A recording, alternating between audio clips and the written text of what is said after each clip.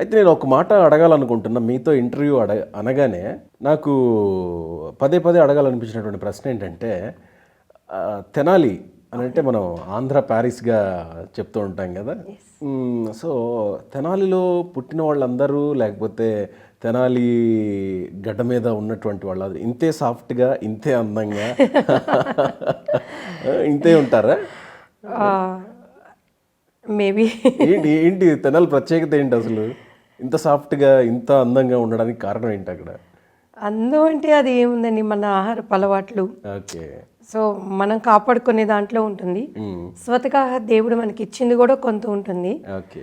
Soft అంటే నేను జనరల్గా సాఫ్ట్ నేచరేనండి. నాకు చాలా జాలీగా ఉంటాను. కానీ ఇప్పుడు కాదు, సినిమాల్లో ఉన్నంత వరకు సాఫ్ట్. ఎప్పుడు పాలిటిక్స్ లోకి వచ్చిన తర్వాత పాలిటిక్స్ లో కూడా నేను సాఫ్టేనా? సాఫ్టే. ఎందుకంటే ఇంకెప్పుడు మనం ఒకళ్ళ నాయకుడిని మనం ఇష్టపడి మనం వర్క్ చేస్తుంది అన్నప్పుడు ఒకళ్ళు ఒక మాట అన్నారు అన్నప్పుడు తప్పదు.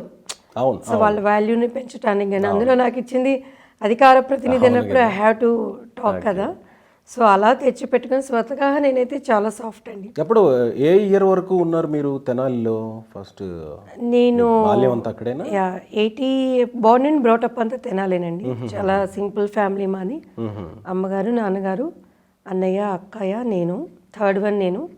సో నా ప్రమేయం లేకుండానే సినీ ఇండస్ట్రీకి వెళ్ళడం జరిగింది. 88 నేను ఇండస్ట్రీకి వచ్చాను. 88 నేను పుట్టిన సంవత్సరంలో వచ్చారు. అవునా?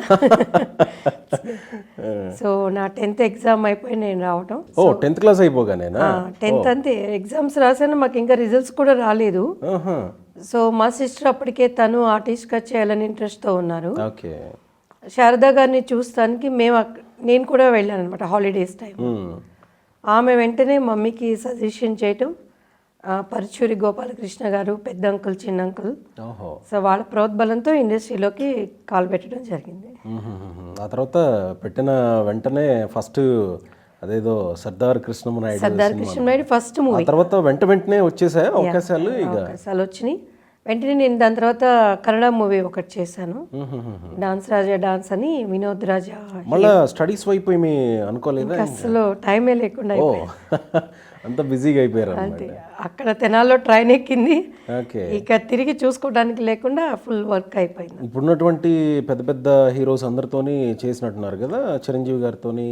నో, అంటే చిరంజీవి గారితో 2 అవకాశాలు మిస్ అయిపోయాను. అవునా? షార్ట్ నేను చేసిన కూడా చాలా షార్ట్ పీరియడ్ అండి, 3-4 years వర్క్ చేశాను అంతే. సో నాకు ఎర్లీగా మ్యారేజ్ అవటం, ఇమ్మీడియట్గా పిల్లలు, మళ్ళీ నేను కుటుంబము, అగైన్ మళ్ళీ నేను సీరియల్స్ కొన్ని చేయటం. సో అలా చిరంజీవి గారితో అదేదో ఫిల్మ్ చేసి కొండవీటి దొంగ, అంటే అందులో ఆయనకి మరదల క్యారెక్టర్ నేను చేసింది. యాక్చువల్లీ శుభలేఖ రాసుకున్న కళలో, యాక్చువల్గా డ్రీమ్లో నాకు సాంగ్ అది. కొన్ని కారణాల వల్ల దాన్ని మళ్ళీ రాధా గారు చేశారు. అదే అప్పట్లో కళలుగంటూ ఉండేవాళ్ళు కదా, కళలోనే రాసుకోవాలి ప్రేమ లేఖలు, వాట్ ఎవర్. ఆయనకి మరదల క్యారెక్టర్ చేశాను కానీ హీరోయిన్ గా చేయలేకపోయాను. మీరు ఉన్నది 3-4 years అదే ఇండస్ట్రీలో? అంతేనండి, నాకు షార్ట్ పీరియడ్, మ్యారేజ్ 90 అంతే. నేను ఆ పెళ్లి పుసుకున్న తర్వాత చేసింది చాలా షార్ట్ పీరియడ్. టోటల్ ఒక 40 ఫిలిమ్స్ చేశాను. అంటే ఇప్పుడు కాకుండా, అంటే పెళ్ళైపోయి మళ్ళీ సెకండ్ ఇన్నింగ్స్ స్టార్ట్ చేసిన తర్వాత కాకుండా అప్పట్లో సుమారుగా ఎన్ని సినిమాలు చేసి ఉంటారు? ఒక 40-45 3-4 yearsలో అంతే. తెలుగు, తమిళ 3-4 కాదు, అంటే పెళ్లి పుస్తకం వచ్చినాక నేను చేసింది ఒక 3-4 years వర్క్ చేసింది. బిఫోర్ దట్ కూడా చేస్తూనే ఉన్నాను. పెళ్లి పుస్తకానికి ముందు నుంచి 96 మా బాబు పుట్టేశాడు నాకు. ఓకే. సో ఇప్పుడైతే ఇండస్ట్రీని అయితే వదలలేదు మీరు, ఇంకా నటిస్తూనే ఉన్నారు. ఇప్పుడు ఐఎమ్ ఫ్రీ, పిల్లలు పెద్దవాళ్ళు అయిపోయారు, ఇక దీన్ని సీరియస్గా తీసుకోవాలని, యాజ్ ఏ ఆర్టిస్ట్గా నేను చేయలేనటువంటి క్యారెక్టర్స్ మళ్ళీ చేయాలని చెప్పని ఇప్పుడు ఒక